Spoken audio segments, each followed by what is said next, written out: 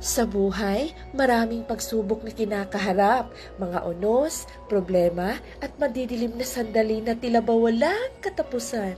Pero tandaan natin, kahit gaano man ito kabigat, huwag tayong sumuko. Dahil sa likod ng bawat dilim, nariyan ang liwanag. Sa dulo ng bawat madilim na lagusan, may pag-asa. Ang bawat paghihirap ay may kapalit na kaginhawaan. Kaya kapit lang kaibigan at magpatuloy sa paglalakad. Huwag tayong matakot sa dilim dahil doon natin makikita ang halaga ng liwanag. Kaya habang humihinga tayo, may pag-asa. Ang sikat ng araw ay nagpapaalala sa atin na laging may bukas na darating.